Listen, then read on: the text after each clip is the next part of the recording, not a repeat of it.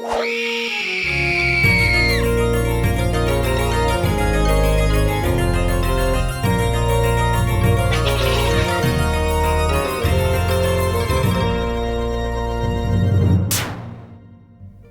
and welcome to the special Halloween edition of GameSack, where we're going to talk about some great games that are fun to play during Halloween. Oh, awesome! Does that mean we're going to play all the horror games out there, like Fatal Frame, Parasite Eve, and Deep Fear? Well, those games are great to play during Halloween, but no, not really. We're going to talk about games that just fit the Halloween mood. Oh, that's awesome. Well, what game are we going to start with? How about a cult classic like Zombies Ate My Neighbors?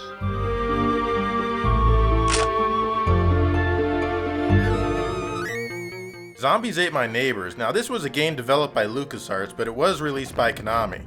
And it's great arcadey fun with 1 or 2 players. Yeah, definitely, and especially with 2 players, I think. Now, basically your goal is to run around and save all of your neighbors from the zombies. Now, I've got to say, this must be a huge neighborhood if you have so many neighbors. Yeah, and look at them all. They're all the same at every level. Well, no, those are the same neighbors. They just keep getting trapped again and again. This game has very silly humor, making fun of like old monster movies and the such. Yeah, look at that. Scary enemies such as like aliens and zombies and babies with hatchets. Look at that baby with hatchet. And werewolves and vampires. In the Genesis version, you get to see the neighbor radar at all times. However, in the Super Nintendo version, you've got to bring it up by pressing the L button, which annoyingly overlays it on the screen. The Super Nintendo version has slightly sharper graphics and definitely better sound, I'm sad to say. Neither version pushes the 16-bit graphics or sound envelope, but it's good enough to make it fun. Yeah, there's a huge amount of weapons to use too, such as soda can grenades, popsicles, fire extinguishers, and hey, if you don't have a key for that locked door over there, just shoot a bazooka at it. The SNES version had a flamethrower, which was left out of the Genesis version. Why, I don't know. On that note, let's check out both the Genesis version and the Super Nintendo version head to head.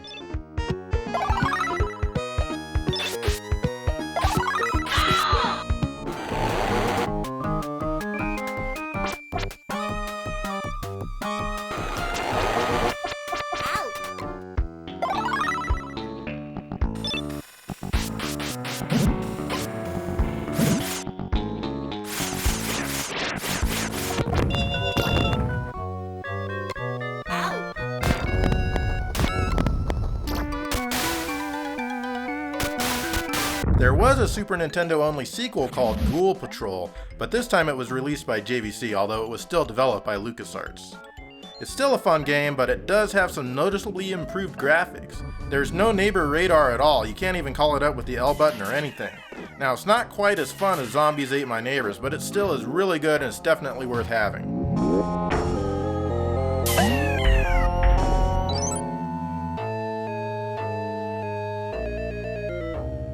And here is Haunting, starring Poltergeist by your favorite developer, Electronic Arts. This is a good premise for a game, let me tell you. Your job is to possess household items and furniture to scare people. It's really fun to see the different ways to scare the Sardini family here. Almost all objects in the house have different animations. The premise kind of reminds me of Beetlejuice, how you have to scare the people living in your house away. This game was designed in an era where the main character of any game had to have tood. Oh man, he does have some toot here, but thank God he can't talk or else it would be much, much worse. You know, I don't know if it's just me, but I think this game kind of gets boring after 5 or 10 minutes. Yeah, I think it is kind of just you, because I would like to play this game longer to see all the different animations of possessed objects. The game does get difficult as the Sardinis move into a new house, and it takes longer to scare them out of rooms, I think. This means your ecto level has more time to drop, which means more time in the underworld. That underworld is kind of boring in my opinion.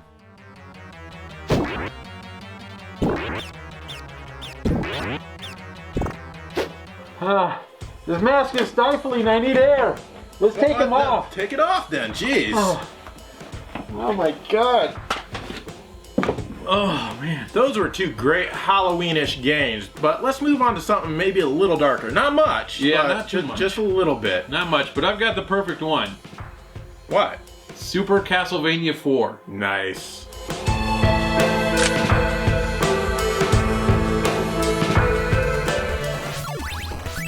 Now, all Castlevania games are great to play on Halloween, but in this episode we'd like to focus on Part 4. And basically this game is a reboot of the original Castlevania starring Simon Belmont.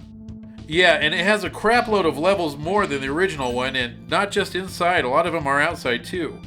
And there's a lot of classic horror monsters to beat in here. I love the skeletons in this game. They throw their bones at you. How many bones does a skeleton have? Apparently infinite. This game has amazing gameplay mechanics. The limp whip is especially fun to use. Yes, this worked very well. And here's another cool use for Mode 7. In one of the levels, the floor rotates and you have to hang by your whip. This opens up the path to the rest of the level. This game has great music. It's a very haunting score for a cartridge game. Oh, indeed. This is one of my favorite OSTs of all time. Every track is completely listenable outside of the game.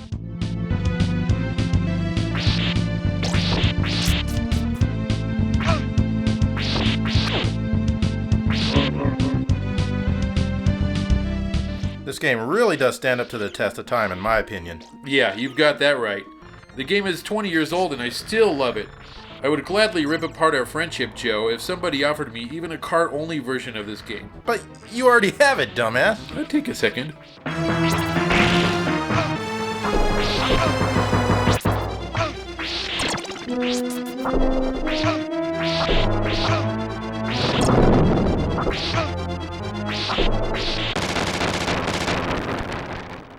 Another series in a somewhat similar vein to Castlevania is Gargoyle's Quest.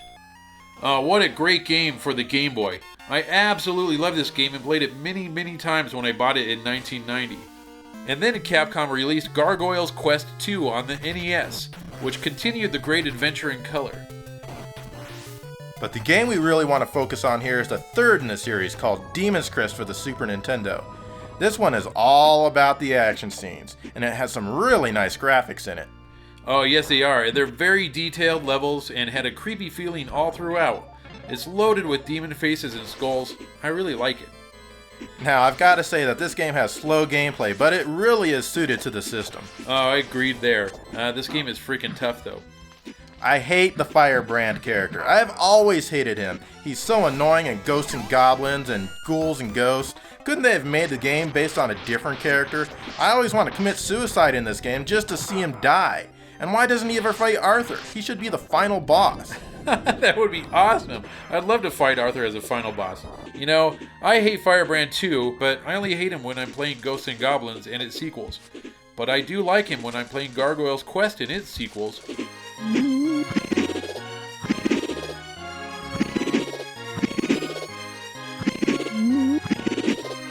Man, these games have been totally filling my Halloween mood, man. Yep. But now I'm totally in the mood for something that's really, really gonna scare me.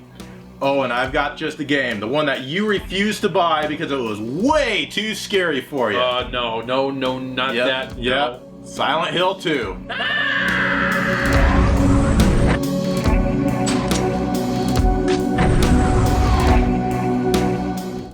Silent Hill is generally a great series, but Silent Hill 2 is definitely my favorite. This is the Xbox version, but the PS2 Restless Dreams version has all of the stuff this version has. Anyway, your character gets a letter from his dead wife saying that she is waiting for him in their special place in Silent Hill. And I've got to say, this town is damn creepy. Even your character looks like a freak. With all the fog that this game has, you'd think it's a Nintendo 64 game, but it's not.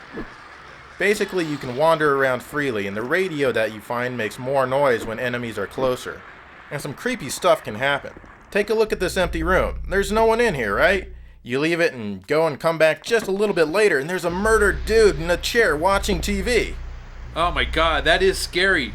What do you think he's watching, Joe? PBS? American Idol. This game has great atmosphere. It's not scary. No game is scary, honestly. But this one might come close. Excuse me, I'm sorry. I No, was it's just... okay. I didn't mean to scare you. I'm kind of lost. Another game that has a super creepy atmosphere is Limbo for the Xbox 360, PlayStation 3, and the PC. The game is in black and white and has slightly blurry graphics, and it really adds to the spooky, strange atmosphere. This game is totally creepy and it has all these rotting fish carcasses and giant spiders. The death scenes were pretty darn sweet too. You know, it was actually really disturbing watching a little boy dying with so many different kinds of death scenes, don't you think, Joe? No, I really don't. I actually like that part of the game. Now, there's not much in the way of music or sound, but just enough to make everything really creepy because it leaves a lot to your imagination.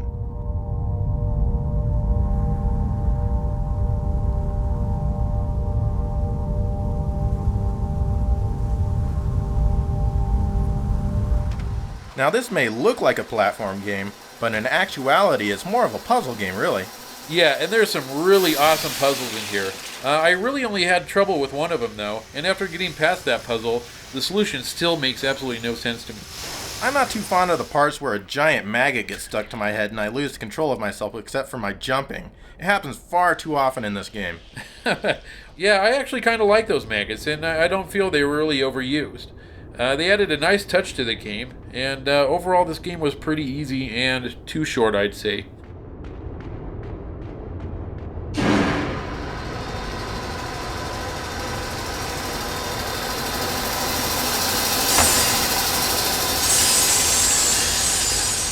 That was awesome, Joe. Silent Hill wasn't as scary as I remember. No, it's really not horrible, you know? Yeah, so can we go trick-or-treating now? No, not yet. Why not? Well, because I want to show everyone glimpses of some other games that are great fun to play on Halloween. Oh, okay. Well, let's do that.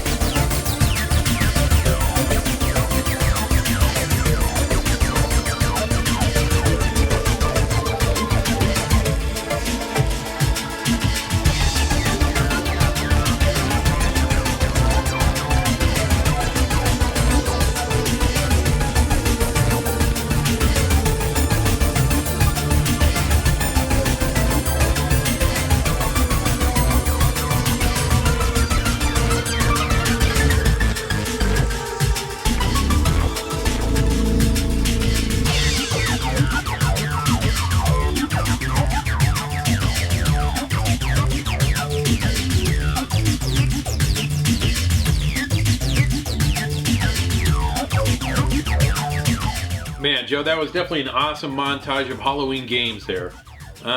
Except for maybe Mr. Bones on the Saturn, I think. Well, yeah, that one and a few other games in there aren't so great, but still. Well, yeah, that's all right. But yeah, I did notice you left a few out of there that we didn't cover at all in this episode. So I kind of think you totally screwed up there. Ugh, you think I'm a screw up? But, we'll yeah. see who gets more treats tonight when we go trick-or-treating. Trick-or-treating? Yeah. Let's go. Let's do it.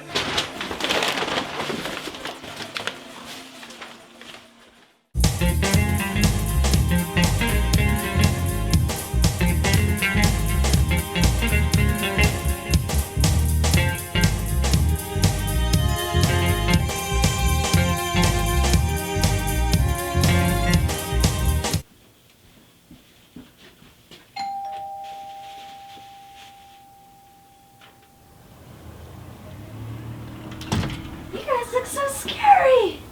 Trick or treat! Here's some treats for you. Here's a treat for you.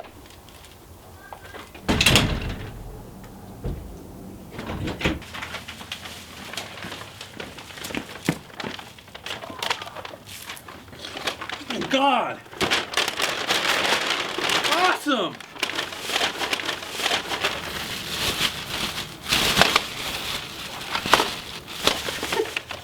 Damn it! This is awesome!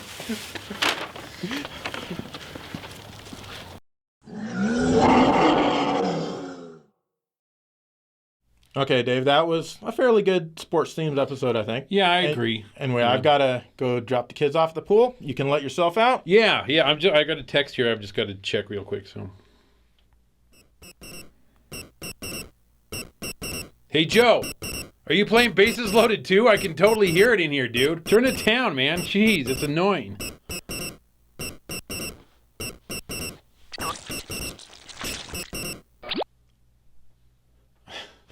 Because he wasn't playing. It's just me. All right, I've made my choice. The next sports episode, these two games are going to be the main event. Freaking awesome games right here. Awesome. What's that noise?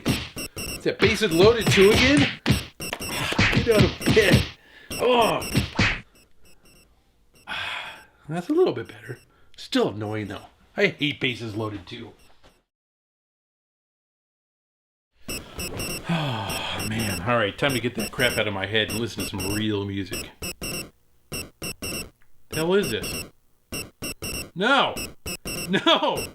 No! I'm in hell!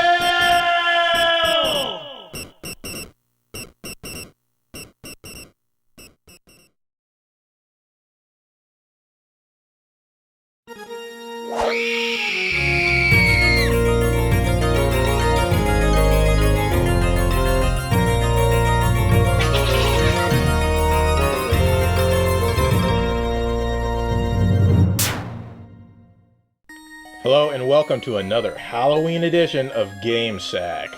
I hope you're ready to be frightened because we've got a lot more scary-ass games to show you tonight. These games are scary. I mean, I don't get scared of games, but they scared the hell out of Dave. Yeah, I was scared. And I want to go first this time so I can go ahead and go to bed and forget the whole night. Okay, yeah, because these games are scary. You better get to bed early. So, anyway, let's take us to it. Okay, here we go.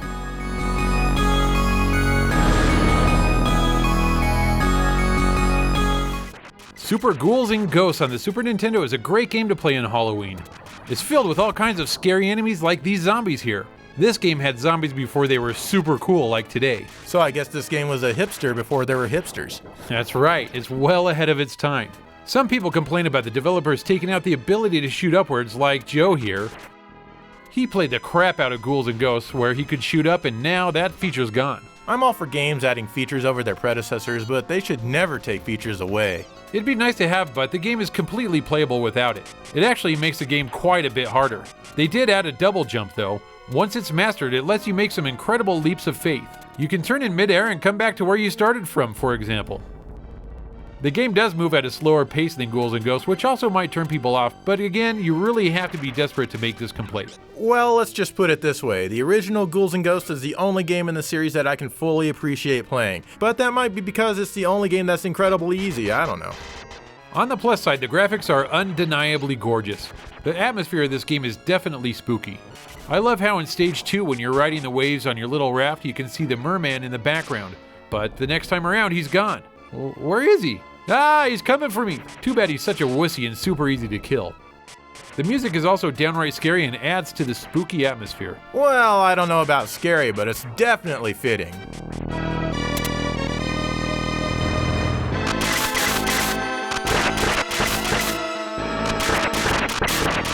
It's one of the better soundtracks on the SNES, I believe. All in all, this is a must-have title for your SNES library.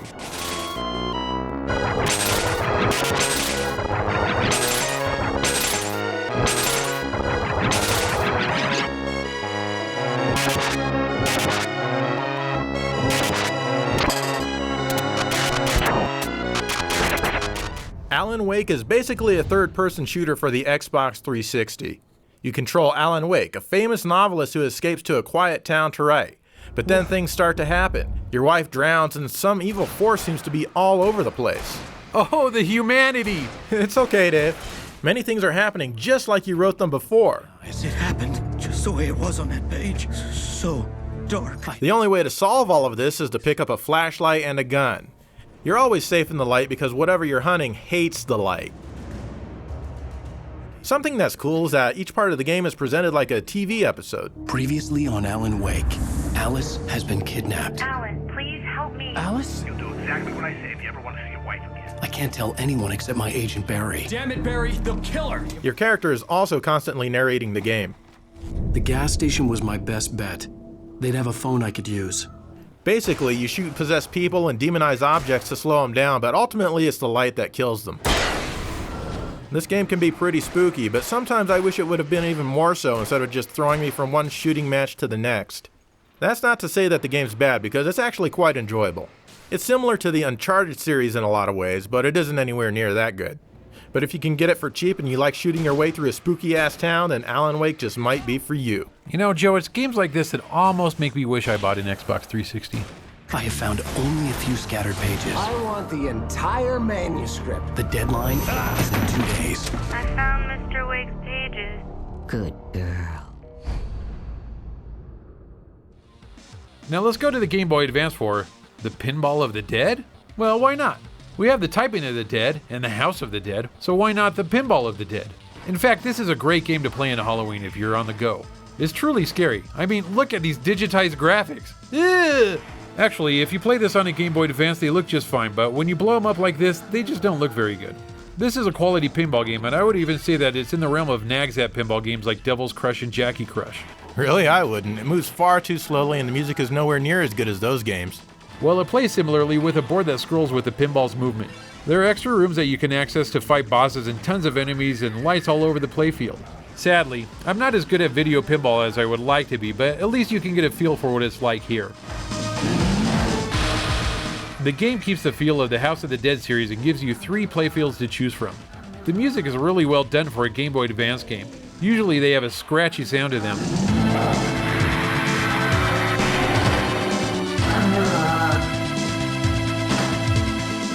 This is a great video pinball game, and I would highly recommend it if you are a fan of video pinball or even the House of the Dead series. Fail. Have to hurry.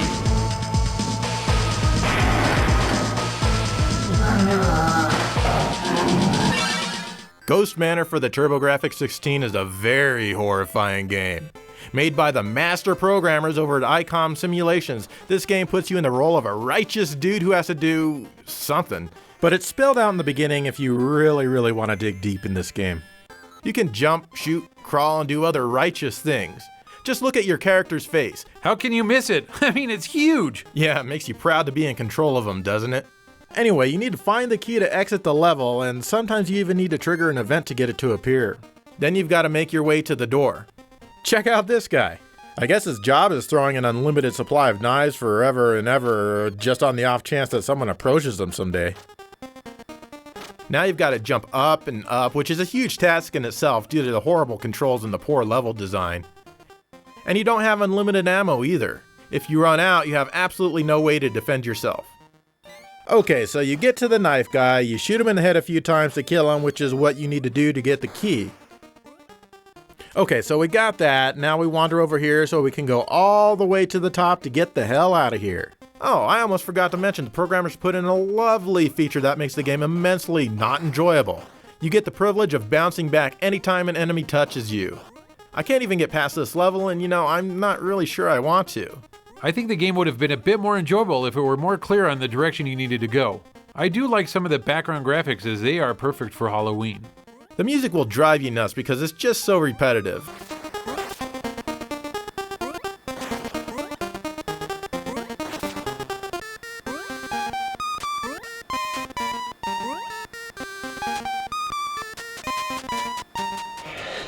Joe, those were some damn scary games you talked about there. I was frightened. Ghost Manor is insanely scary. You turn that on, and just from the title screen alone, oh my goodness. Yeah, the images that game conjures up. Actually, the scary game there, Alan Wake for sure, that really got me. I didn't want to play that any more than I had to. I was done it didn't have pastel colors that you like. Oh my god, it was just too dark and dreary and just damn scary, and I would never do what that dude did. I'd be out of that place in a heartbeat. Anyway, do you have more games for us to look at? I've got some more games. Okay, let's see if your games are as scary as my games. Okay. Okay. Let me go change my pants first.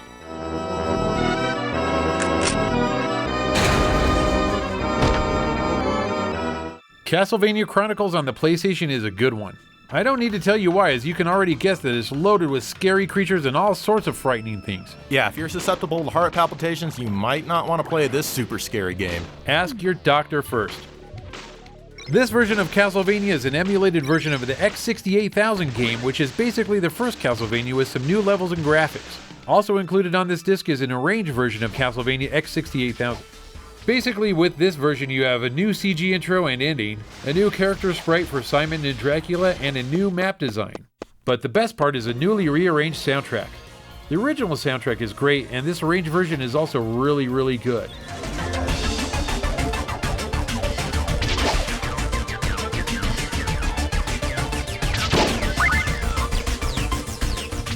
The original game feels kinda clunky to control. Your character moves very stiffly. The arranged game controls much better and feels more natural. I really like this game as there's some really cool graphics that add some great atmosphere to the castle. I like how the dripping blood turns into red skeletons. That's just awesome. I really like this huge painting on the wall in the first level. I also really like this huge statue on stage 11. I love that kind of attention to detail. A great game all around, and if you don't own it, then you are missing out.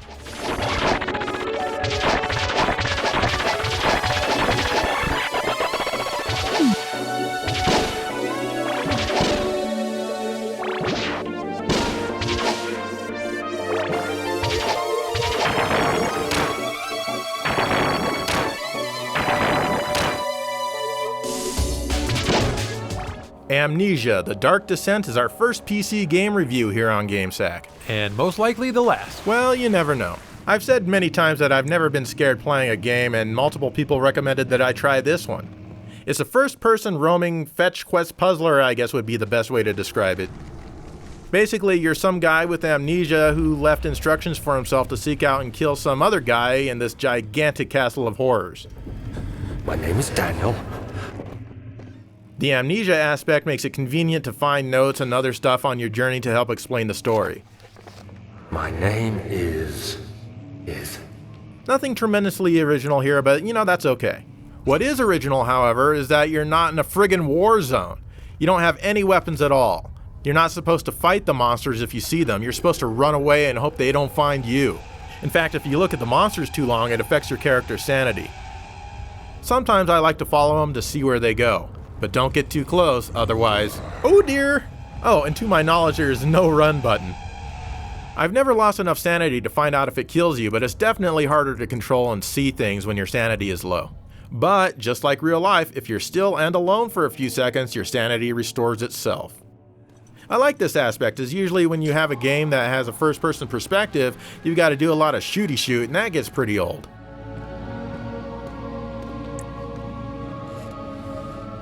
The game moves along at a fairly slow pace though. Monsters are few and far between, but I imagine that's done on purpose to make the monster appearances more intense. And they can be pretty intense at times. Not scary, just, intensity like you get from playing any other game, just like, even Mario when you get in a tight situation. That's right, I'm saying this game isn't scary at all. That doesn't mean it's bad, mind you. The developers recommend you play with the lights out and with headphones, and I did that. It's just, to me, not scary. I know it doesn't scare you, Joe, but I sure as hell jumped a few times. Well, sure, but being startled and scared aren't really the same thing. The controls work really well for the most part, and the game doesn't need a tremendously powerful computer to run it at the maximum settings. I recommend it.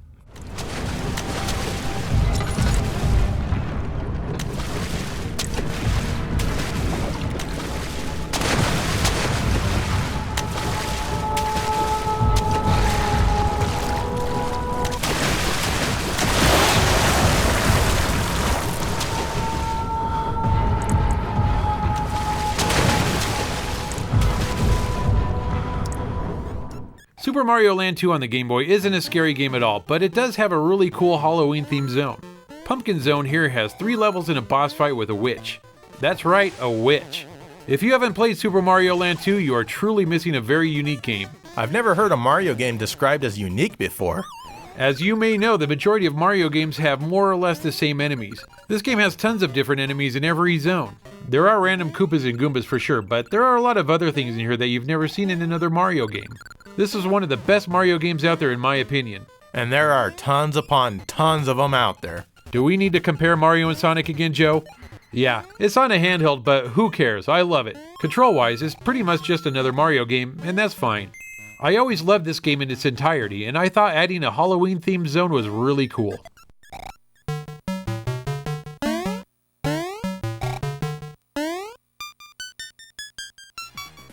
The Darkstalkers series is an oddly appropriate game for Halloween. In Darkstalkers, you fight one-on-one as various monsters. The game was originally an arcade, of course, but it came home to play on the PlayStation, supposedly ported by Psygnosis. You've got 10 playable characters and 2 bosses. The graphics and animation are really cool, and it's the first Capcom fighting game to use this cartoony art style. The music is also great and extremely fitting.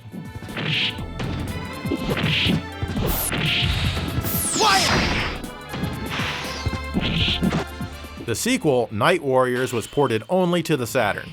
It's billed as a true sequel, but it's really more like Super Darkstalkers Turbo, really.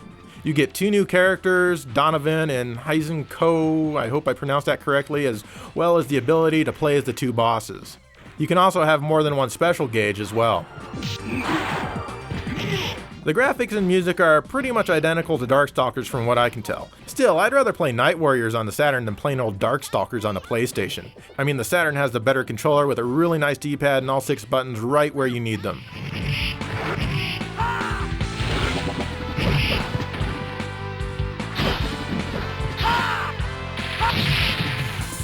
Of course, we can't forget the third Darkstalkers game, simply known as Darkstalkers 3. This was released in the US on the PlayStation. This game does away with the typical round-based matches and instead makes you deplete your opponent's life bar twice in the same bout. You know, I kinda like this as it keeps the pace going. While the PlayStation version here has some great graphics and music, the version you really want to play is the Saturn version, which unfortunately was never released in the US. The Saturn version is simply known as Vampire Savior, and it requires the 4 meg RAM card to play. Because of that, the character animations are much better and more faithful to the original arcade. It also has higher quality sound effects and much faster loading times. In fact, you probably won't even notice any loading at all. Add to that the fantastic Saturn controller and you've got the best Darkstalkers game out there.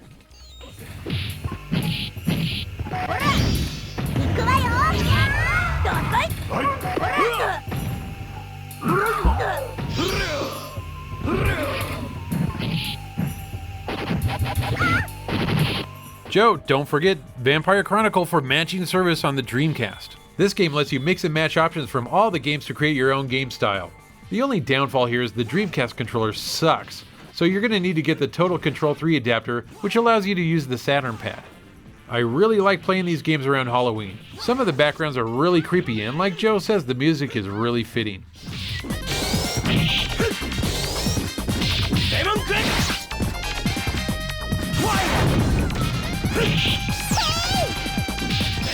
If you're really looking for something different, then Devilish on the Genesis might satisfy your craving. Yeah, it kind of resembles Arkanoid or Breakout with the ball and paddle thing going on. But this game has 2 paddles. Instead of everything happening on one playfield, the game board scrolls up, or left, or right, and eventually you come to a boss fight. The game's overall theme and a lot of its visuals definitely fit the Halloween season. Anyway, the 2 paddles add an interesting dynamic. The bottom one stays down there as a catch-all, but the other paddle can be moved pretty much anywhere around the screen. You can even flip it on its sides to change how you hit the ball. The problem is that the control isn't very accurate. It's sometimes tough to get your ball to go exactly where you want it to go. Yeah, the physics are pretty bad. You have a time limit on each level, but it's never been a problem for me to reach the boss before time runs out. Yeah, but you also have to beat the boss within that same time limit. This tree guy takes about 1,000 hits and the ball moves so slowly that you'd think it was a broken 8-bit game. In fact, the entire level feels like it's running in slow motion. I must say that the best part about this game is the music. It has some fantastic tracks on it that are very eerie to listen to and really does a great job of getting you into a Halloween or devilish mood for that matter. Yeah, it's by Hitoshi Sakimoto, also known for games like Final Fantasy Tactics and Radiant Silvergun. Joe, that's an interesting tidbit. I never knew that. It does have some enjoyable moments, but overall it's not that great of a game. This game was ported to the Game Gear and remade for the DS.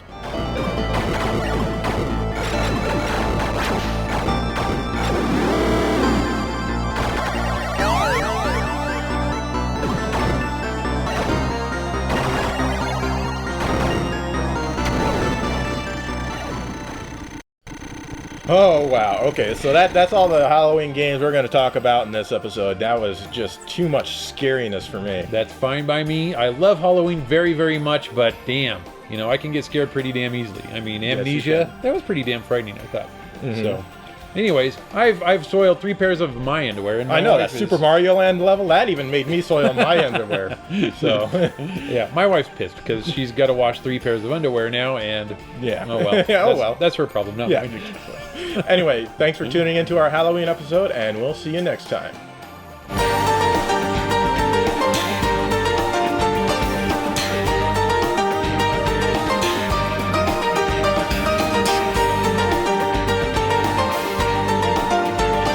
And now something we did many years ago for Halloween. It's scary, so grab a loved one and cuddle up.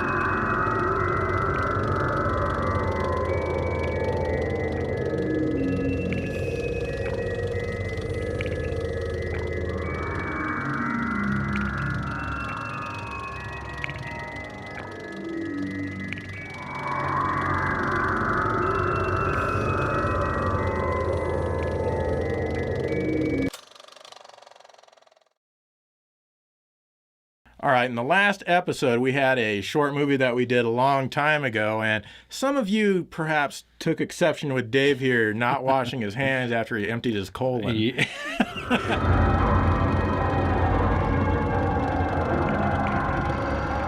In reality, I am a very clean person, and He's not. Anyway, here's what we think might have happened if Dave took the time to stop and wash his hands.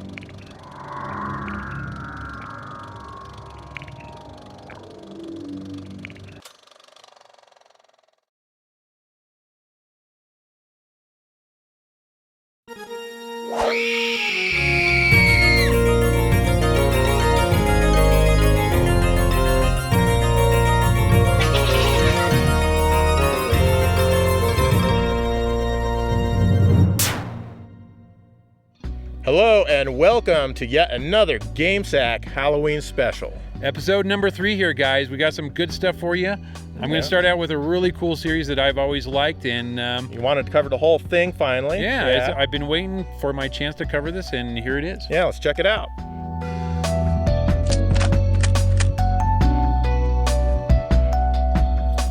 Splatterhouse was released in 1989 in the arcades, and it's kind of a side-scrolling beat-em-up. This is the perfect game for Halloween. With all its gore and violence, it just sets the mood perfectly. While the stages are all very colorful, they do have a sense of foreboding with the ghouls, skeletons, and corpses strewn throughout each level.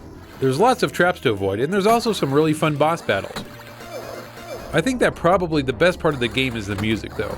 It's spot on and has the perfect tone and feeling for a horror game.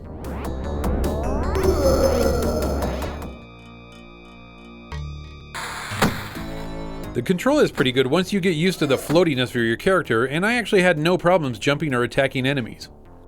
I just love hitting your enemies with a 2x4 and watching them splat against the wall. Ew, that's disgusting. Well, it was back in the day. The game is challenging, but it isn't long and can be beaten in just a couple of hours.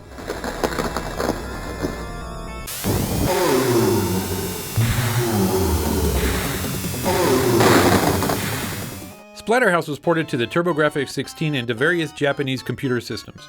This is the Turbo version here. For a port, the game turned out fairly well.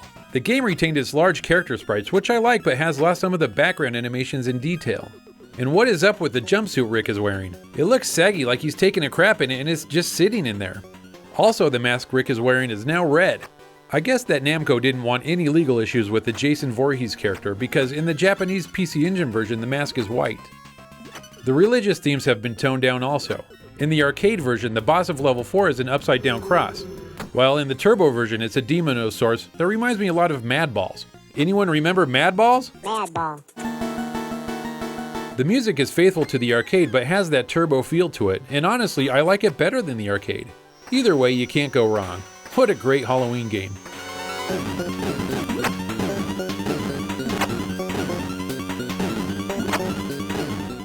Okay, let's talk about Splatterhouse 2 for the Genesis. You can talk about Splatterhouse 3, Dave. This was supposed to be my segment, Splatterhouse, but... Anyway, this game plays pretty much just like the first one since it's a quasi beat-em-up. However, there are a couple of new moves thrown in. And yes, you're rescuing Jennifer again. Rick might want to think about starting to see other women. She must be a damn good lay or something. The graphics are noticeably darker this time around, and there's more in the way of layered scrolling effects. The music isn't bad, but I still like the first game's music better. Oh yeah, and listen to this stellar example of Namco's mastery of the Genesis sound hardware. They sure screwed that up, but the mask laugh sounds pretty good. Speaking of sound, there are some really annoying enemy noises in here as well. Overall, it's a pretty good game, but not as good as the first.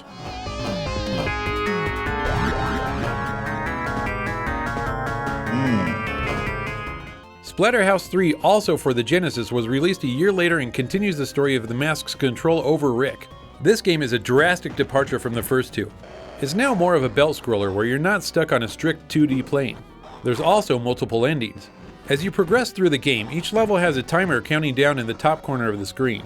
Now, if the timer reaches 0 before you finish the level, you'll still play the game as normal, but the story will be affected. Let me tell you, it's damn hard to finish a level in the given time. Levels are now more open with choices in direction. After completing rooms by destroying all enemies, you have a choice in which direction to go. Luckily, the game has a map so you can see the straightest route to the boss and try to finish before time runs out. Some other notable differences in the game are the addition of a power meter.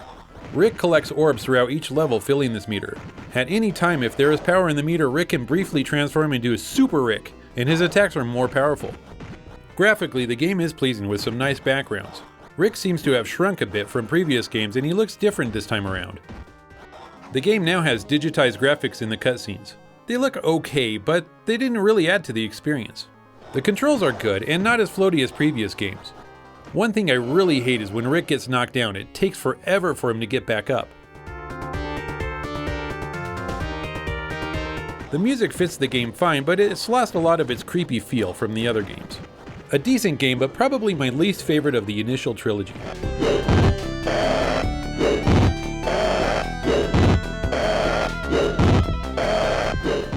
Alright, we've talked about Splatterhouse Wanpaku Graffiti for the Famicom before, but since we are covering the series, it's gotta be included and mentioned again. As you can see, it's a parody of the Splatterhouse series, and it was only released in Japan. I found the game to be fairly easy, but also very fun to play, and it has some really great comical elements that make fun of other movies and people. If you like Splatterhouse, then you'll like this spin-off, and you should hunt it down as it's worth owning.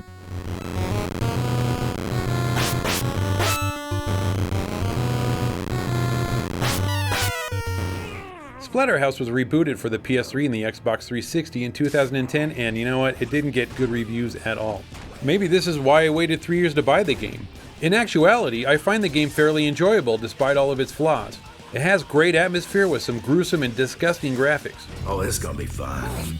It's obviously over the top with gore and carnage, and that's fine as the original game was also like that for its time. Again, you play as Rick, possessed by the mask, ultimately trying to save Jennifer and thwarting the evil doctor's plans. There's lots of voiceover between Rick and the mask. Sometimes it's funny, but most of the time it's kinda dull and it just has forced toot and I don't like it. Get a load of this thing, huh? Break it open! The game's problems are annoying, but they don't make it unplayable.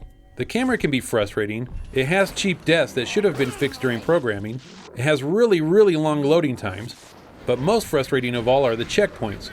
There are times when you have to play through long areas over and over because of cheap deaths and the checkpoints are too far away. Controlling Rick is also kind of an issue. There's a slight lag, and when you mash the buttons you need to wait for Rick to stop before you can change directions. And this can be really annoying when fighting multiple enemies. The music fits the game fine as it's all different types of metal. Thrash, heavy metal, other kinds of metal. There's a fair amount of content, be it collecting stuff in-game or playing side mission type areas to get new weapons.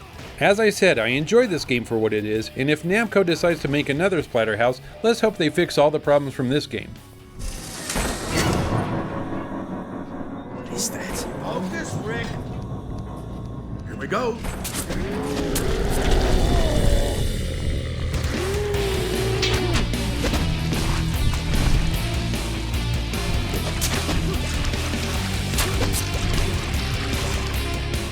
Alright, Dave, so how does it feel to finally get the entire Splatterhouse series out of your system? Feels like Halloween, Joe. I like that series a lot, and I play it a lot this time of year, and it's just good stuff. So. Yeah, it is, but that's not the only game or series we're going to cover this Halloween. No, wait. In fact, this next one I'm going to show you, I wanted to show it off in the Master System episode, but you know, I thought I'd save it for the Halloween episode because it's definitely appropriate. Alright, well let's see it.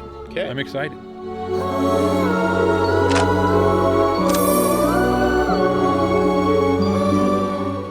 Ghost House is a game I've always had some fondness for. I originally bought it simply because it was a card game and I thought it was kind of cool to have a video game on the thin card.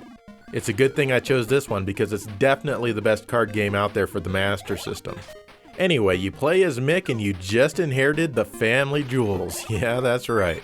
Naturally, all of the jewels are hidden away in a mansion being guarded by Dracula. Many Draculas actually. In order to accomplish your mission, you'll need to find the key by punching monsters.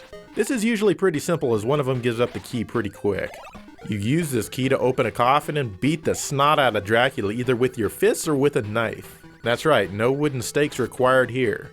Hit him enough times and he gives up a jewel and restores your life. The knife really helps. You get it by jumping in front of the candelabra on the wall and landing on it as it flies towards you. This house is pretty messed up. When you walk in front of a fireplace, an arrow will shoot at you. Once you land on, I think, 16 of these, you'll be invincible for about 30 seconds. If you jump and hit a ceiling light, it freezes everything, and this is very helpful when fighting Dracula.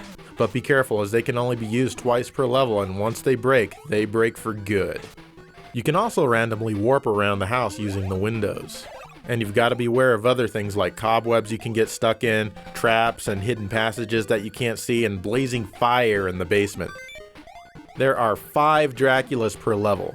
Now you may insist that these are just common vampires, but nope, all of them are Dracula. Actually, 4 of them are clones. Starting in the second round, one of them will come back to life after you defeat them and you'll have to fight them again. That's the true Dracula.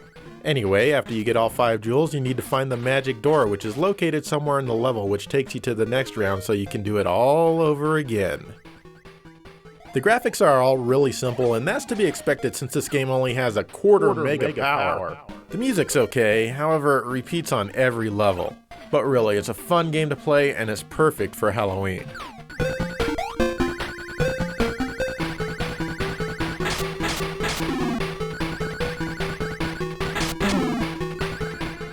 Otogi on the original Xbox is kind of a creepy ass game.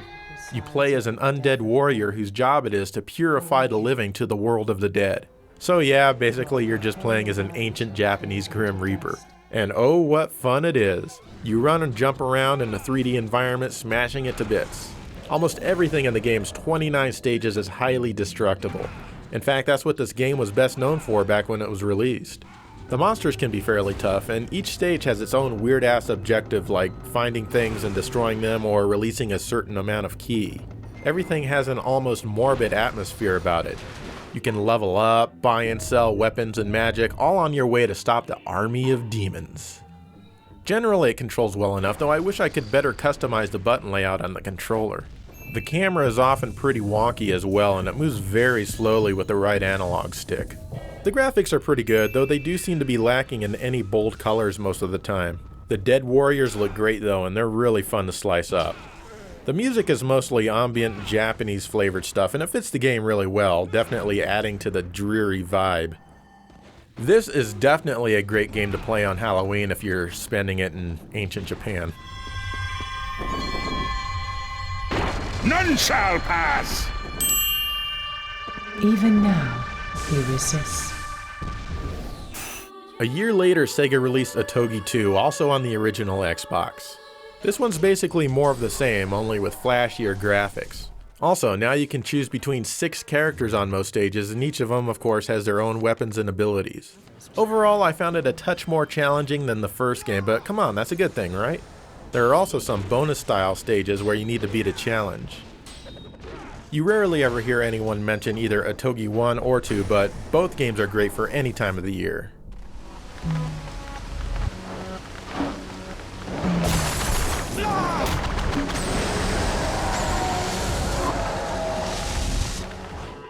The King of Demons, or Majuo, I know that's wrong guys, but that's how it reads to me. This is a game for the Super Famicom. It's not a horribly scary game, but it's damn fun to play, even on Halloween. As you can see, the game is a side-scrolling action platformer. From what I understand, you're trying to rescue your wife and daughter from a bunch of demons, but you know what, who really cares? The story takes a backseat to the action. The levels are all very detailed with well-drawn backgrounds and enemy sprites. Your character is a bit small, but it's forgivable because it makes him less of a target for getting hit by something.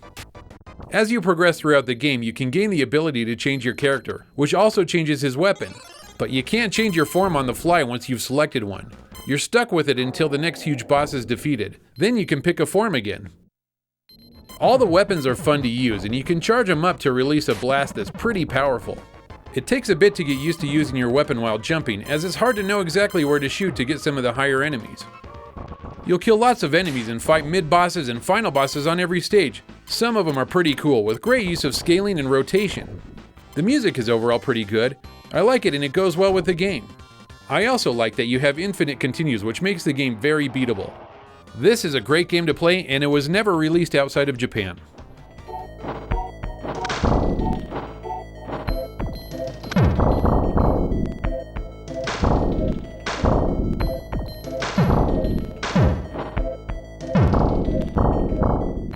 Let's talk about a couple of super scary Saturn games. First up is D by Warp.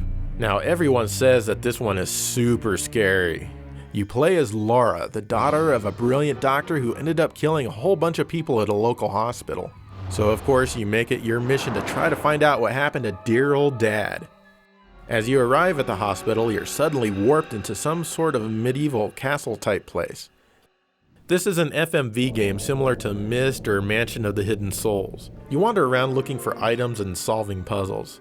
Occasionally you'll run into some creepy things. The video is presented in a small box and it's pretty grainy. Laura also moves from place to place really, really slow. Maybe this was designed to add tension, I don't know. Some of the puzzles can be just... I mean, you'd probably never even think to drop this piece of paper in this bowl, now would you? Doing that gives you a clue on the order to open the drawers in order to get this handle. You find a door with the number 78 on it.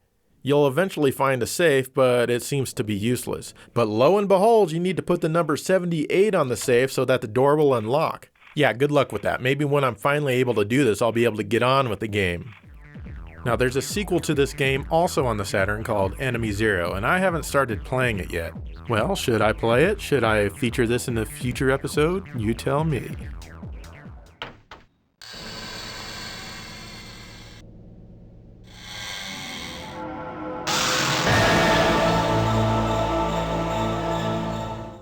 The other creepy game is Deep Fear, which was only released in Japan and Europe.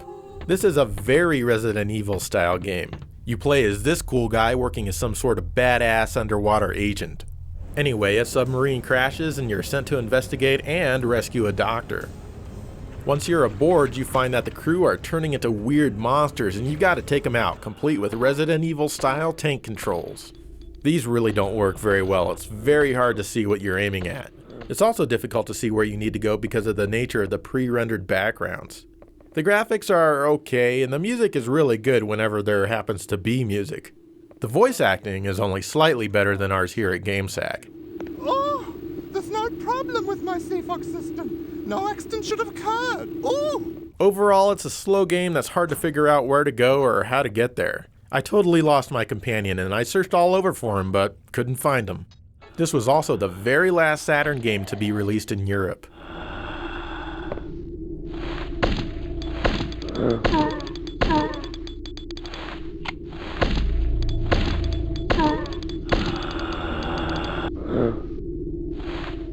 And that's it for the games this Halloween episode. Yeah, some really scary ones in there, man. Yeah. I was biting my nails through some of that. Yeah. Oh, man. Ghost House, were you scared when I was talking about Ghost House? That's the one. That's when I had to go to the bathroom. Yeah, I had like a serious bouts of diarrhea when you were talking about Splatterhouse. Anyway, in the meantime, I hope you enjoyed our third Halloween special, and thank you for watching GameSack.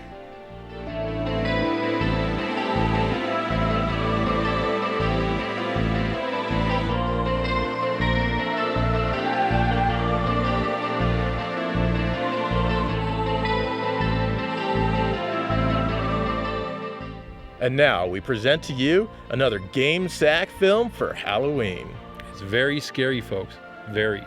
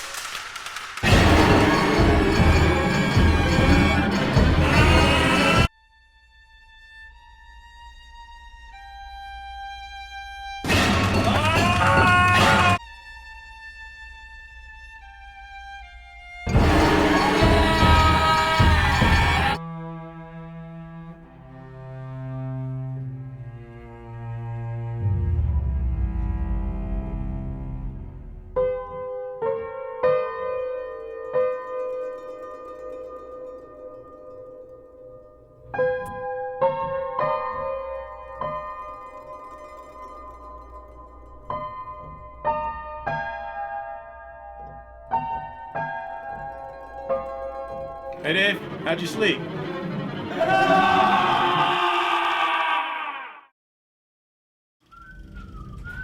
Sega Computer Software presents Computer Software. Sega Computer Software presents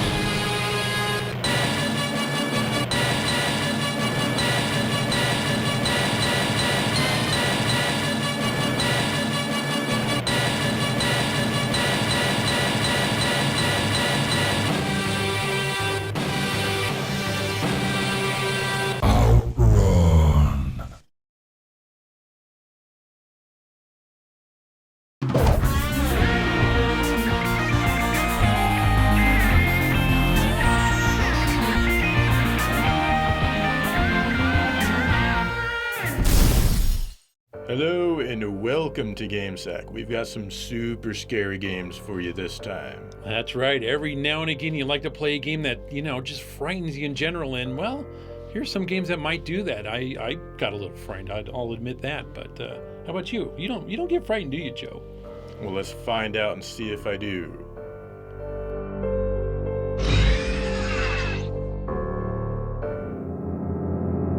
This is Resident Evil 7 Biohazard on the PlayStation 4. And yes, in Japan it's known as Biohazard 7 Resident Evil. We have truly come full circle. Of course, it's also available on the Xbox One and PC. And weirdly, it's also available for the Switch, at least in Japan, but only as a streamable title. Yeah, just play it on one of the big boy platforms. A lot of people have touted that this game is a return to form for the series. That meaning it's more about survival horror instead of just an action game with a few scary things here and there. The gameplay and the controls aren't entirely similar to the original games, but that's okay. This time the game takes place using a first-person perspective. You play as Ethan and you're looking for your wife Mia, who's been missing for 3 years.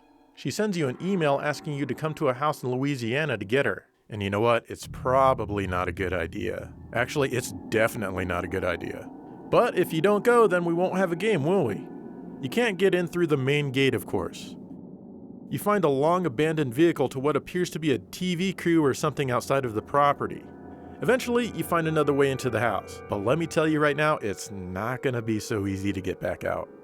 Inside, you'll discover that the house is absolutely trash and needs a great deal of maintenance. Seriously, someone call a handyman. And a maid.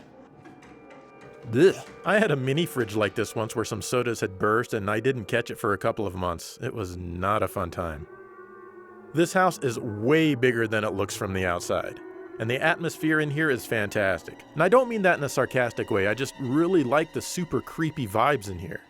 Like previous games, you can examine lots of items in your environment and some of them will even be clues. Actually, pretty much everything you find laying around will be relevant to your situation in one way or another. I just like examining everything I can. There will also be minor puzzles to solve here and there during your little adventure. Who builds this shit?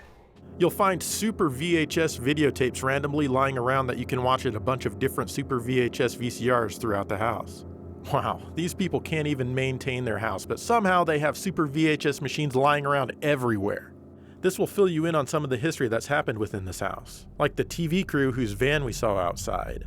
What's really cool is that you actually get to play these segments. Man, and I thought Captain Power videotapes were interactive. Anyone remember Captain Power? Captain Power jet and figure sold separately, batteries not included. Anyway, the TV crew's adventure reminds me a lot of Blair Witch, and a large portion of this was in the demo for this game. Eventually you do find Mia and you try to escape, but she is not right. Oh no, not right at all. She belongs to Daddy now. And Daddy and his cannibal crew are such a backwoods bunch, and it's weird that they have this super magical healing potion and stuff like that everywhere, but whatever. This time around you save your game at tape recorders, which are more advanced than the typewriters of the original game. That's how much more powerful the PS4 is than the PS1. You also have a grid-based inventory with storage chests just like the old games, and these can be expanded. The gameplay is tight. I never had an issue with the controls except for maybe the aiming, but I think that's just me. There are some jump scares here, but thankfully they're not too annoying. It relies more on the super creepy people that are inside the house, and holy crap, they are very creepy. But it's not just them. They've even got weird monsters wandering around in the house's many, many basements. Seriously, I'd like to know how big of a foundation they dug when they built this house. Both the visuals and the audio are top notch, and as you can see, they go a really long way towards the uneasy feeling you'll get while playing this one. However, sometimes the music will cut off for a second or two when it's clearly not supposed to. I can't let her catch me again. You can also play this one in VR, but personally I found it more comfortable playing it normally. It's not more scary in VR, it's just more cumbersome, at least it was for me. This one will give you a good adventure and make you feel trapped and helpless since it's nearly impossible to kill Daddy and his ilk without first finding the serum. And the adventure goes further than just the family here and gets kind of weird. But I wholeheartedly recommend it. Absolutely get it if you don't have it already.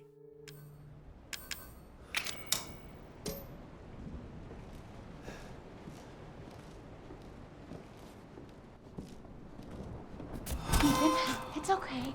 It's okay, it's me. I know you didn't mean to hurt me.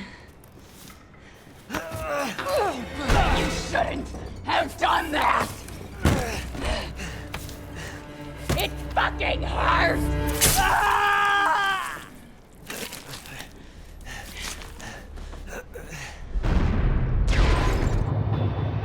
Here's Fatal Frame, based on a true story from Tecmo for the PS2. You can also get it on your Xbox if you want. Yes, this is the actual title of the game, which I've always found to be strange. I guess the true story part is supposed to make it even more scary or something like that.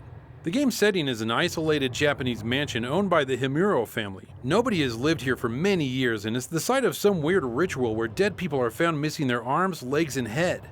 You start the game off as a young journalist dude who's searching for his mentor who's gone missing. And it doesn't take but a little while for this guy to end up missing also. 2 weeks have passed and you now take control of his little sister who's come to search for him. You find his camera right away, which you wouldn't think is a big deal, but this is no ordinary camera. If someone with considerable spiritual power uses this camera, it has the ability to capture images that can't be seen by ordinary people. In short, this is your weapon against all the ghosts that are roaming around the mansion. As you're making your way, the filament on the camera will turn orange if a ghost is nearby.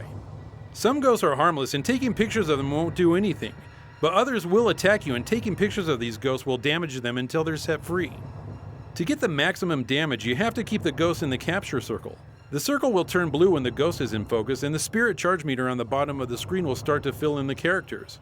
The more characters you have filled in, the more damage you will deal when taking the photo. You can also find different types of film that will also deal more damage to a ghost. The camera can also be upgraded by spending the points you receive after eliminating ghosts from the mansion. It's definitely a unique battle system that's actually fun to use. It's not always easy though, and you'll take damage when a ghost gets a hold of you. Tougher ghosts will have you running back and forth across the room to get away from them and try to get more pictures. The game is fairly slow-paced, and you'll be traversing the mansion from time to time figuring out clues. The filament in the camera will turn blue if a clue is close by. The thing that I don't like is you have to take a picture of a clue, which wastes film. As you're poking around the mansion, you'll find more film, but still I hate to waste it. Not only will you find film, but you'll also find all sorts of information from journals, newspaper clippings, and even audio cassettes. Remember those? All this stuff really helps fill in the storyline, along with the random cutscenes here and there. To help make the mansion feel more creepy, there's lots of ambient sounds. Honestly, it's just kind of annoying as it just constantly goes and never feels like it's gonna stop. It would be creepier if it were used more sparingly. At least there's lots of different types of ambient sounds, so your ears aren't bleeding from just one. Another annoying thing is that the game is super dark. It's to the point that you'll run into walls because you can't see anything. We've brightened it up a bit in editing so you can see what's going on. There's an option in the options menu for brightness, but it just tells you to adjust the brightness on your TV. I really hate that, as it should be done in-game. Other than those minor complaints, the game is really enjoyable. The atmosphere is definitely creepy, and seeing ghosts and reading all the clippings about the rituals that happened here make for a nice, scary experience. I only have the first game, but now I need to look for the others in the series.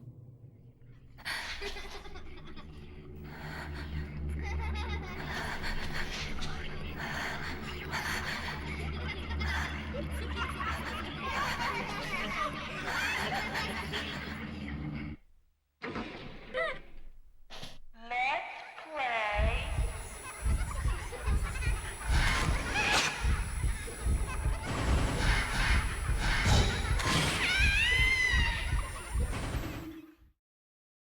Follow GameSack on Twitter at GameSack and at GameSackDave, on Instagram at GameSackOfficial, and check out our Patreon if you want. Wow, Fatal Frame, one of the most scariest games ever made in the history of forever. Dave, on a scale of 1 to 10, how scared were you? I'm going to say, honestly, about a 7. That game freaked me out, and I don't want a camera. I mean, this camera you're using right here, can it detect ghosts? God, I hope not. It might. Let's get back into it.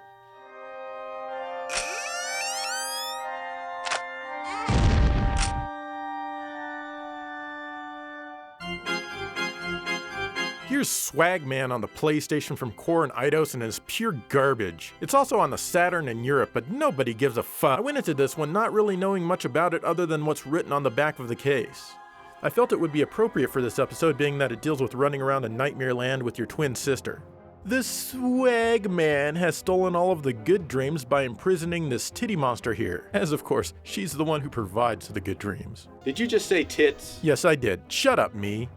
And the first thing you need to do in this crap fest is to free your sister from a cage. Once you do, you'll be able to control both kids, but there's plenty to do before that. Your house is full of nightmarish creatures to kill, and it's literally falling apart and getting sucked into hell. Your life bar is full of Z's. You know, like Z's for sleeping, I guess. Or Z if you're not American, but the very large majority of our audience is American, so I'm just gonna say Z. If you want us to say Z, you're just gonna have to get more people in your country to watch GameSack. And then, I promise, we'll say Z exclusively. Anyway, the more Z's you have, the more hits you can take. As you run out, you can collect more Z's by breaking certain jars or collecting them from people or animals who are sleeping, like this cat. You run around your gigantic house collecting keys to open new doors, you collect lots of bugs to use later, you've got lots of cool items you can use. This game should be really good, but instead, it isn't. The execution is just horrible. Firstly, the 3/4 overhead perspective will screw you up. It's very difficult to tell what you can walk on or through, and a lot of places that you can walk are hidden by the walls that you can walk behind. Somehow, this works fine for games like Zombies Ate My Neighbors, but they found a way to make it suck the life out of the gameplay here. The game is tough and it's easy to die, but there are unlimited continues. When you restart, it puts you right where you entered the scene with the exact same conditions you entered. So that means if you entered the scene with only 1 Z on your life bar, you've got to go through that entire scene without getting hit.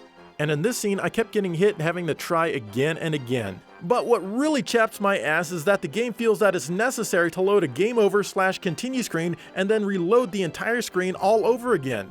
Why? The scene is already in memory. There's absolutely no need to reload it.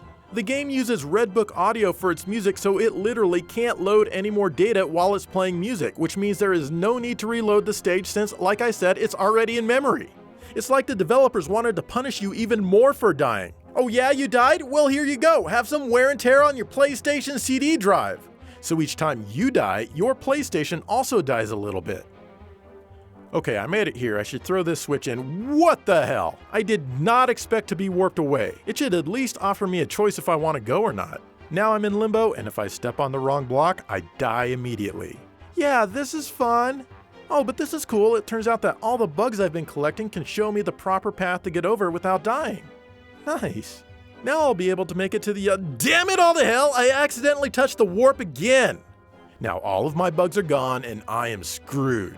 I mean, it took me 45 minutes to collect that many bugs. I guess maybe I could go back and collect more, but yeah, I just don't want to. The scariest thing about this game is how awful it is.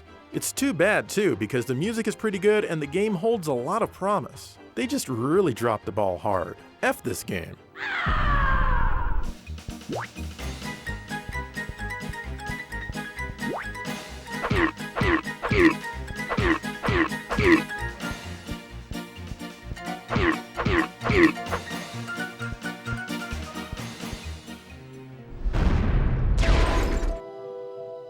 This is Until Dawn on the PS4 by Supermassive Games. This super scary game takes place in a very large cabin and its surrounding areas in the middle of winter. The prologue has you get used to the controls as you help a girl find her twin sister who has been pranked by her friends and ran away into the freezing cold. These girls aren't alone out there and they ultimately meet their doom.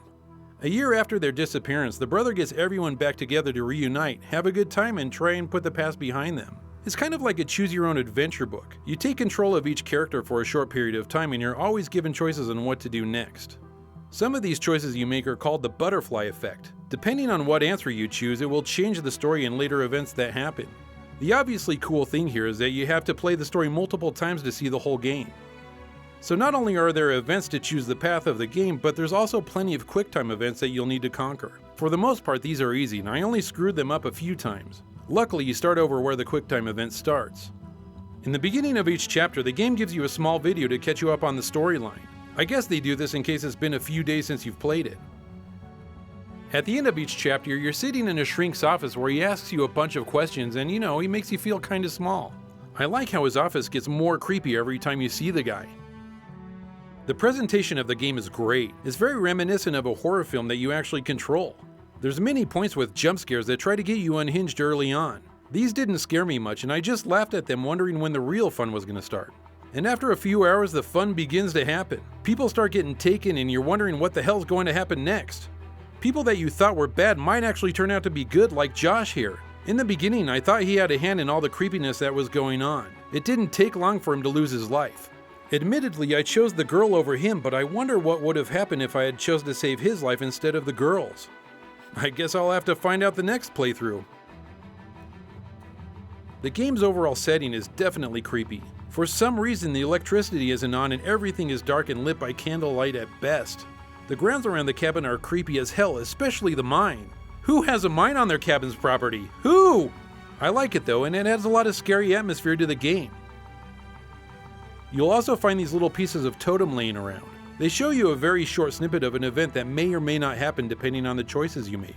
It's a really good idea and I find myself looking for these events. I'm really enjoying this game a lot more than I thought I would. I bought it because it was only $19 new and figured that one day I'd get around to playing it. There's no better episode than a Scary Games episode to cover it, right? I'm glad I have it and I look forward to making different choices on different playthroughs. What if it's like a pipe that's about to burst or some problem with the furnace? Unlikely. If it were me, I wouldn't want this place to burn down on my watch. Yeah, right.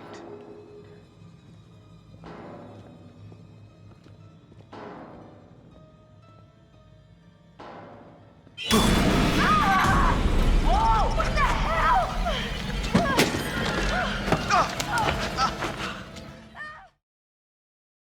Well, Dave, at least Until Dawn looks like a hell of a better game than Swagman. Yeah, I would say it's like a bazillion times better. Swagman has no swag, that's for sure. Until Dawn was cool. It's had some freaky stuff in there. So lots of swag. A lot of swag. Let's finish this up.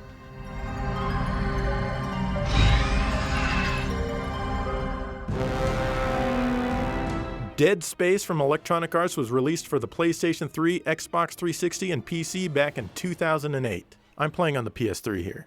In this third-person sci-fi horror shooter, you play as a dude who's part of a crew sent into a system mining vessel. When you get there, nobody responds and suddenly you crash into it for whatever reason. On board, you find lots of people dead and strange creatures attacking you from every angle. Cut off from the surviving members of your crew, you must make your way through the huge ship to restore certain systems and get things moving again. And hopefully, you can find a way to get out of there and back home. This one takes a lot of influence from the first Alien movie with a big warehouse-like feel and even the water dripping all over the place. You'll also hear lots of creepy voices of people talking or whispering, but you can't see where it's coming from. When you fight creatures, you're encouraged to shoot the limbs off as this kills them much faster and uses less ammo. And you don't have unlimited ammo. Usually games like this encourage headshots, but not here. Kinda refreshing actually. And these things are all over the place. Gee, I wonder why. Look, this one even dropped a human-looking head. There are lots of jump scare attempts here, but it never really worked on me for some reason. And that's fine by me, because honestly, I think jump scares are pretty cheap. They are very low effort scares. You always know when an enemy is around because the music gets really loud and crazy, and of course it goes away when all the enemies near you are finished.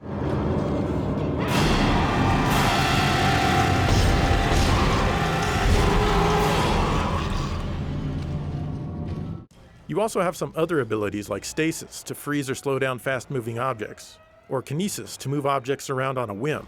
I almost thought I was playing The Legend of Zelda Breath of the Wild Super Gory Space Edition. This game rips off a lot from Breath of the Wild, even though it came out way sooner. And as with any derelict mining ship floating adrift in space, there are weapon stores all over the place where you can buy new stuff. There are also upgrade centers where you can increase the power of your weapons, abilities, and your suit. Speaking of your suit, I like that your life bar is actually the light on your spinal column. Who designed that? Now everyone knows my health status as I walk around. Did the designers of this suit ever hear of health information privacy? How am I supposed to pick up chicks if they can see that I'm low on health? Plus, the enemies will all know who to attack first. The controls all work very well, and the game is pretty damn fun. It'll provide you with lots of exciting and bloody adventures. The graphics are well done for their time and go a long way to help giving you a very isolated feeling. The sound design is also done well, however the sound presentation itself is poor. For example, you can barely hear people talking to you when you're facing them directly. You have to turn to the side a bit to hear them. Look, if we all cooperate, we can figure this out. Let's get that computer display up, Isaac. I haven't tried playing this game in surround sound yet, but I'm guessing that it's better there. It feels like I'm only getting the left and right channels of a full 7.1 setup when I'm playing stereo instead of a proper stereo down mix. And yes, the console is set to stereo, thanks. Still, if you like your science fiction to be creepy, this is a great game to play.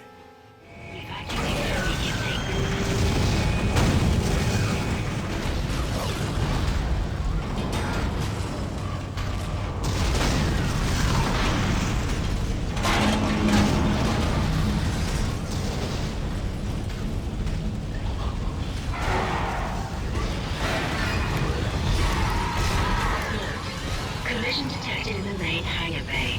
Emergency crews have been notified. Haunted Halloween 85 is a homebrew title by Retrotainment released in 2016. This game is available on Steam if you want it, but screw that because it's also available on the NES here. A full physical copy was released with box, instruction manual, and an awesome see-through corpse green cartridge. In this one, you take control of a kid who slept in one school day, and when he woke up he thought he was going to get in trouble and miss the Halloween dance. Luckily for him, sleeping in was the best thing that could have happened as the whole town was turned into zombies. Not only that, but there's plenty of other creepy monsters and ghosts around too. Now you have to fight your way through many levels using only your fists. It's a straightforward beat 'em up that's pretty simple to get into and has plenty of challenge in later levels.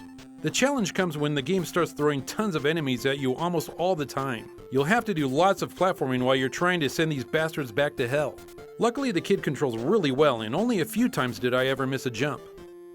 I really like how instead of the kid having a life bar, he slowly deteriorates when taking damage. He'll start to turn pale and then finally turns into a zombie and then, he's dead. But being a good Halloween game, you can always replenish your life with the random candy corn that's hanging around or when an enemy drops them. Like I said, the platforming is pretty crazy, which shows off the good level design. The locales you'll visit can be pretty darn creepy themselves, like this cornfield here. There's also little nods to 80s culture here and there, like the movie theaters showing flicks like The Goonies, which was one of my favorites back in the day. The game is a tad expensive, coming in at $60 for a complete copy.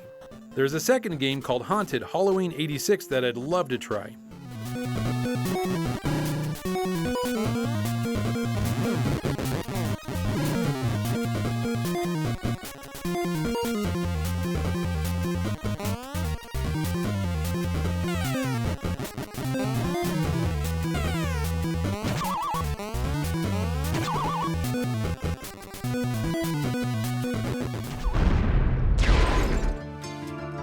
This is Slain by Merge Games. It's available as a digital download on PC, all the current consoles, and the Vita. It got a physical release in Europe on the PS4, so naturally I bought that one. A little later on it got a physical release on the Switch too. Anyway, you play as Bathrin, who's been awakened from the dead to liberate 6 realms from 6 overlords. The first thing that I noticed when I started playing were the amazing graphics. This game is beautiful. All the artwork, the animation, the blood and guts, and just gore and creepy scenery everywhere are really cool to behold.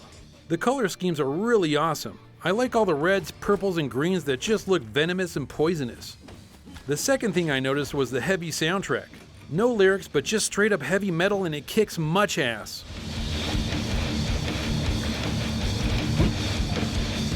I can't describe how perfect the music feels with the whole game, but it does, and if you've played it, you know what I mean.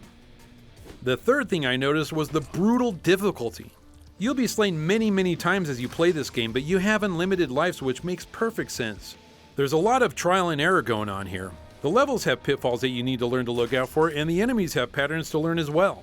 I'll tell you right now that you need to learn to block an enemy's attack at the perfect time. If you do, you'll counterattack for massive damage.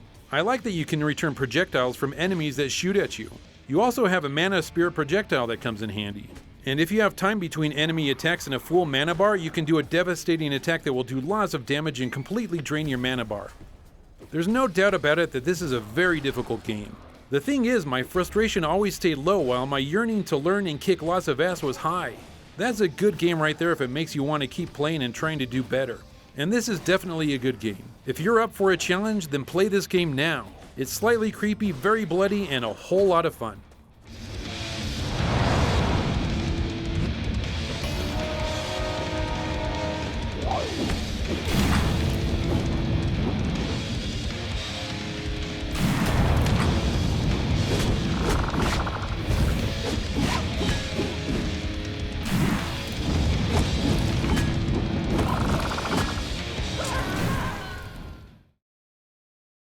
Alright, there you go. The scariest games ever known to mankind. And I've got to admit, Dave, I got slain as well, and it slayed me. It kicked my ass. Dude, that game is ridiculously hard. But it's fun. But once you start learning how to play it, it becomes more manageable. And I'll tell you right now, I'm never going into space. I don't ever want to see any scary monsters up there and be trapped in a space station or anything like that, so count me out. Totally would go into space. It'd be worth it. Heck no. Anyway, what are some scary games you guys recommend? Let us know. In the meantime, thank you for watching GameSack.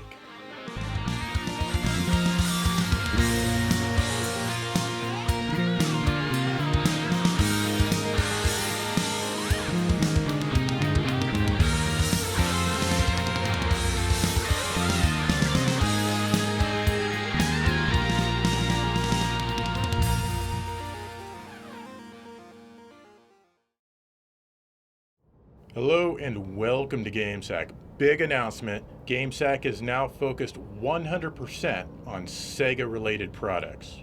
What? Are you crazy, Joe? You're gonna just eliminate 90% of our audience? You're gonna kill the show, dude!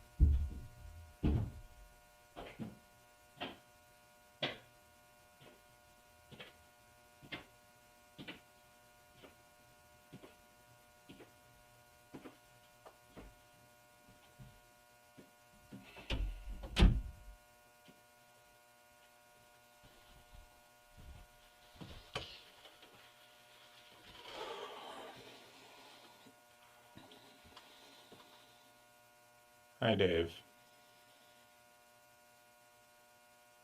Hey, Joe.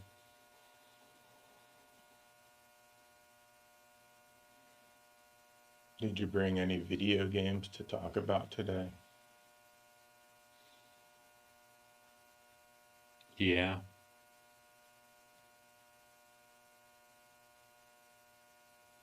Are you ready to do the show?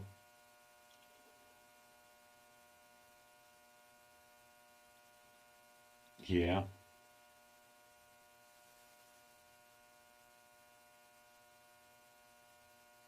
Hello, Welcome to inside.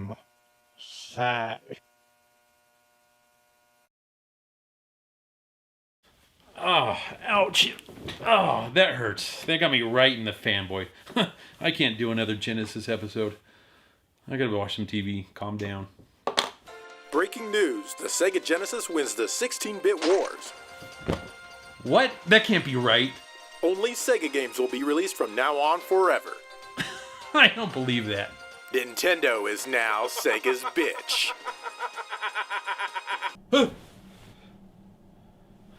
It's just a dream.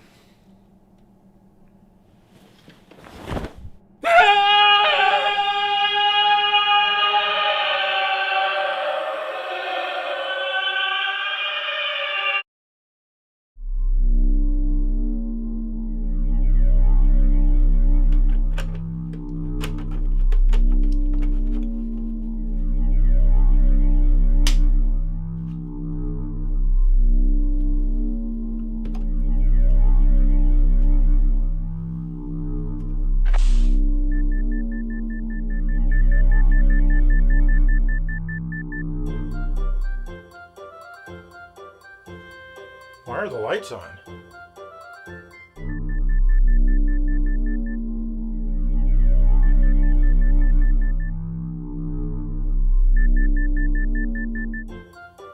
Saturn, huh? Yeah.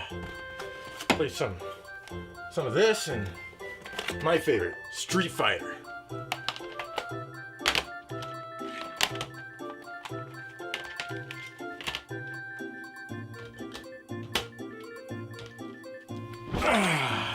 Now for some sweet 32-bit action that can only be provided by the Sega Saturn.